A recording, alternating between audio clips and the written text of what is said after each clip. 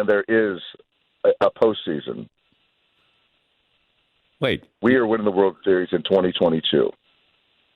So, but I know where you're going with that. No, We're winning the World Series this year. Put it on record. You are winning the World Series. We are winning the World Series.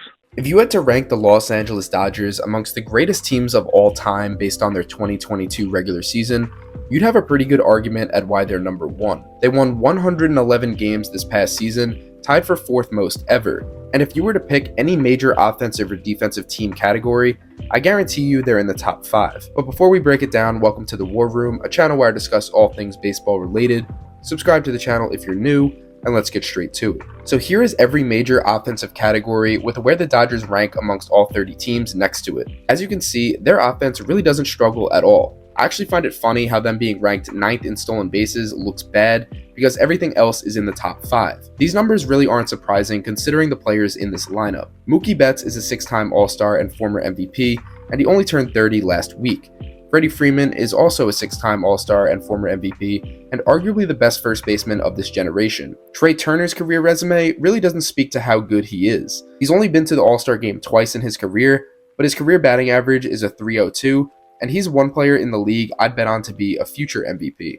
These 3 players headline a lineup that overall, as we've already proven, is very good, so I'm not going to go into detail on every player, because I'm pretty sure you got the point by now. But let's take a quick look at the pitching ranks as these numbers make their way onto the screen. If you wanted to argue which part of the Dodgers was more dominant, the pitching or the hitting, that would be a very good debate because the truth is they each rank number 1 in all of baseball, and it's not really close. 3-time Cy Young winner Clayton Kershaw posted a 2.28 ERA this year in a season where he went to his 9th career All-Star game. Another starter, Julio Urias, has a record of 40-10 in the last 3 seasons. He also had a 2.16 ERA this year, which was first in the National League. Tony Gonsolin was an All-Star this year, putting up a 16-1 record with a 2.14 ERA, which would have led the NL, but his 130 innings weren't enough to make him eligible for any ERA title, but still dominant nonetheless. Tyler Anderson was 15-5 with a 2.57 ERA, which would be numbers of an ace on most other teams, but he's 4th in this Dodgers rotation, and Walker Buehler, who would normally be the ace in this rotation, has been injured most of the year, so I'm mentioning him last, but he has shown signs of being a future Cy Young winner as well. So again, if you haven't figured it out yet, this team is stacked. It doesn't matter if you were a big name coming to the Dodgers via trade or free agency, if you were in the farm system and got called up, or if you made your way onto the roster some other way. But if you're part of a 111-win team, people are going to assume you're a good player just for the simple fact that you're on the team.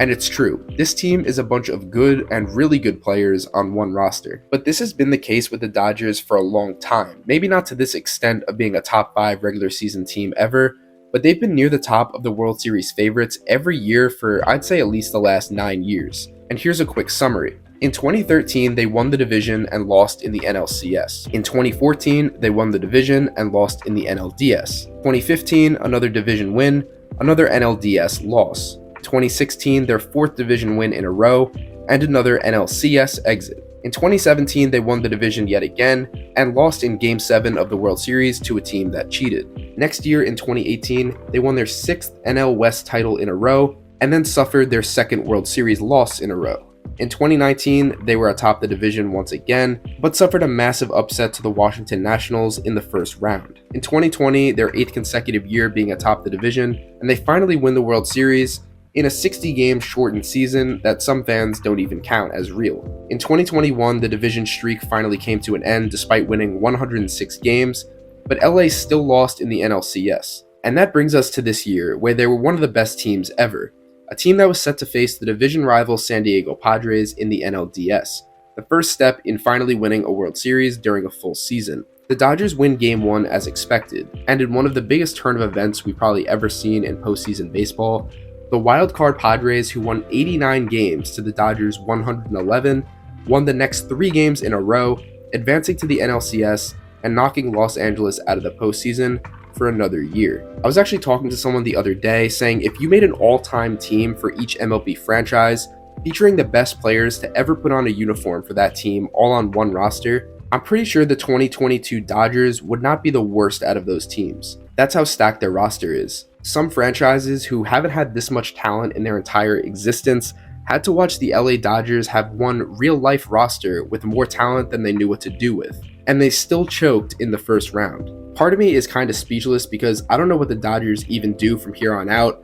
Like, I don't even know how you move on from this. It's just mind-boggling how a team can be so great in the regular season for almost a decade and have nothing to show for it other than a ring during the 2020 COVID season, which was 60 games. This not only speaks to how fraudulent the Dodgers are, but also how little the MLB regular season actually means. Like, honestly, if a team went 162-0 and then you begin the division series, none of those games mean a single thing. And the Dodgers have proved that this past decade. I also want to give credit to the Padres for winning this series in 4 games. They certainly deserve it, but man, this is hard to believe. The Padres will face the Philadelphia Phillies in the next round in a series I'm pretty sure nobody predicted. So if you want to be updated with more coverage on the MLB postseason, this is the channel to be subscribed to. I'm very curious to see what you guys have to say about the Dodgers collapse in the comments below. But that pretty much wraps this one up. Like the video if you enjoyed and subscribe to the channel if you're new. Thank you for watching, and as always, I'll see you guys in the next one.